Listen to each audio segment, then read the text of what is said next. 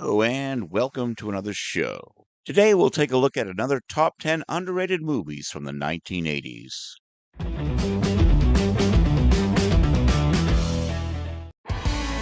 That's a real shame when folks be throwing away a perfectly good white boy like that.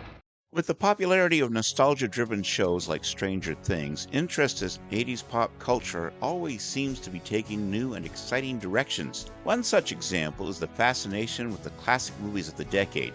Sure, everyone knows about the heavy hitters like Back to the Future, E.T., The Extraterrestrial, The Terminator, and The Breakfast Club. Yet there are many other films from the 1980s that need respect, and that's what this list is about. Here, we'll look at the movies of the 80s that deserve some love and devotion. These movies should become references in TV shows, have cosplays made of them, or at least be included in your next 80s movie marathon. So make sure to grab your favorite scrunchie, a bowl of popcorn, and a can of Tab or whatever soda you can safely drink, so we can totally explore some fantastic and underappreciated 80s cinematic gems. Oh, listen, I don't know anything about computers. Nobody does. But don't you want one for when you do find out? Starting with number 10, it's Electric Dreams. I thought you'd like to meet a friend. It's for you. Hope it feels all right. Championed by famous film critics such as Gene Siskel, this project revolves around a love triangle between a man, a woman, and a personal computer. Quite the engrossing plot off the bat. And although there aren't many prominent names among its cast, it's worth noting that Electric Dreams marked the directorial debut of Steve Barron. He would go on to direct other projects, of course, like Teenage Mutant Ninja Turtles and the 1990 version, and Coneheads, with the film at hand going down as his most underrated. And despite its elements of the fan favorite genre, Electric Dreams came up short, both in theaters and in the eyes of critics. I don't want any trouble with you, all right? My parents are going to be home in a little while. You leave now and we'll forget everything. At number 9, it's Some Kind of Wonderful. She doesn't love you. It's a joke. It's all a joke. How do you know? Now, the first John Hughes movies that come to mind are probably The Breakfast Club or Ferris Bueller's Day Off, while Some Kind of Wonderful, which Hughes penned and Howard Deutsch directed, is more likely an afterthought. The drama stars Eric Stoltz as a young man whose date with Amanda, played by Leah Thompson, sparks conflict with her ex, played by Craig Sheffer, and his best friend, played by Mary Stuart Masterson. Fueled by an incredible soundtrack and electric direction from Howard Deutsch, Some Kind of Wonderful improves upon the formula Hughes attempted with Pretty in Pink, with more believable characters and mature subject matter. There are also some fantastic performances, particularly from Masterson and Stoltz, who have the kind of chemistry that most teen movies of the era wish they could capture. Plus, any movie that gets Elias Koteas to play a bully turned good guy with incredible one-liners means it's a great buy. Do you by chance remember the name Johnny Favorite? My interest is only in finding out if he's alive or if he's dead. At number 8, it's Angel Heart. So what is it that you guys want from me? Does this man owe you money or something? Not quite. I gave Johnny some help at the beginning of his career. With two big-name actors, Mickey Rourke and Robert De Niro in the lead roles, Angel Heart from 1987 brims with entertainment value from its very first frame. Their performances bolster the quality of the film the whole way through. In fact, and with an endgame twist for the ages, the audience's attention will have flourished into something truly special before its plot is complete. Critics, for the most part, agreed with those notions, noting the film's unique premise and distinct visual style in tandem with solid performances from the two leads. But despite the popularity of Rourke and De Niro, the film failed to make back its $18 million at the worldwide box office. And somehow, it seems audiences are still sleeping on Angel Heart today. I might make the new woman, Clavell, independent, free, and a fit companion for the genius of Frankenstein. At number 7, it's The Bride. You didn't create me! As a matter of fact, I did. What do you get when you mix Sting, Jennifer Beals, and a classic horror tale, Frank Rodham's The Bride? It's a strange but aesthetically engaging reimagining of Mary Shelley's Frankenstein that shines a uniquely 1980s light on the story. Rodham skips the creation of Baron Charles Frankenstein's first monster, played by Clancy Brown, and instead shows its production of his latest experiment, Eva, Jennifer Beals. Unlike Elsa Lanchester's bride from the 1935 film, this version of the character is much more articulate and is driven to take control of her life despite her creator's wishes. Though considered a substantial critical and box office failure during its initial release, The Bride is one of those odd gems that deserves a re-examination, especially in a post-Guillermo del Toro landscape. Sure, the plot is sometimes a tad too silly for its own good, as is Sting's ham-driven performance. Yet, those aspects shouldn't detract from an otherwise inventive interpretation that honors the campy spooks of its Universal horror origins with a fascinating, though messy, feminist angle.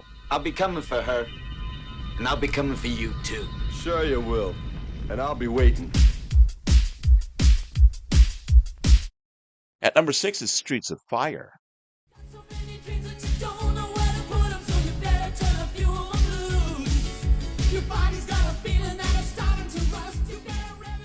When it comes to movies full of bold choices, Walter Hill's Streets of Fire is definitely at the top of the heap. The film takes place in an alternate reality, where the 80s mix with the 50s in a strange hybrid of retro and modern. There we meet Ellen Aim, played by Diane Lane, a famous rock singer who finds herself kidnapped by an evil biker gang led by Raven Shattuck, William Dafoe. When news gets out of Ellen's disappearance, it's up to her ex-boyfriend, Tom Cody, Michael Pere, to rescue her and bring peace to their community. With bad blood and other bumps along the way, Tom is clearly in for an adventure he will never forget. From the beginning, Streets of Fire takes audiences on a neo-noir journey like no other. From its rocking soundtrack, including songs written by the immortal Jim Steinman, to its distinct cinematography by Andrew Laszlo, there are very few movies that Streets can be compared to. That's what makes this Walter Hill film so fascinating to watch. It doesn't care about explaining the world, but instead wants its viewers to go along for the ride. Is it for everyone? Well, maybe not. But for those who love music-infused filmmaking, this might be your cup of tea. There's nothing the matter with the instrument. It's the body. The woman's body was all wrong. At number 5, it's Dead Ringers. Now, please! Yes, number 5. Number 5. One of the most underrated psychological thrillers ever made is Dead Ringers, directed by David Cronenberg from a script he co-wrote with Norman Snyder. It stars Jeremy Irons in a dual role as two gynecologists, Elliot and Beverly. The former sleeps with his patients and substitutes himself for his brother whenever he grows bored with a given lover. It accrued just $14 million off a $13 million budget, and that's even with solid reviews from pundits of the industry. A certain corner of film fans recognize the quality of Dead Ringers today, but in the end, it should definitely be considered one of the decade's most undervalued projects. Harlan? Why don't you tell us about your science project?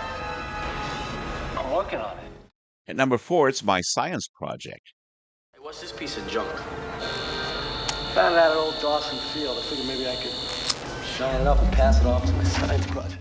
Perhaps if this sort of time travel comedy, My Science Project, had not come out in the same year as, arguably, the greatest time travel movie of all time, Back to the Future, it might have a bigger fan base. It stars Fisher Stevens and Dennis Hopper, and Christine's John Stockwell. This film lead is a slacker senior whose desperation to pass science class leads him to find a strange device with dangerous otherworldly abilities.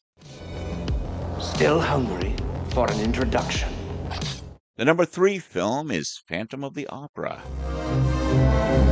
This was no phantom. Ghosts do not skin their victims. This is the work of an artist. Have you ever wanted to see the Phantom tear individuals limb from limb slasher style? Well, you're in luck, because there just so happens to be a version of the Phantom of the Opera that stars Freddy Krueger himself, Robert Englund. In this adaptation of Gaston Leroux's classic story, a modern-day Christine, Jill Sholin, finds herself remembering her past life as an opera singer in London. There she encounters Eric Dessler, a disfigured composer who lives deep underneath the opera house and just happens to be in love with the young singer. As time passes, Christine realizes that Eric isn't the angel she once believed him to be, as he turns her various lives upside down. Though filled with the typical gothic romance of other versions of the story, the charm of this Phantom is all about the camp factor. From Robert Englund's over-the-top delivery of the film's beloved one-liners to Jill Schoeland's commitment to being a scream queen, this movie is pure chaos in the best of ways. Is it the most faithful retelling of Leroy's tale? No.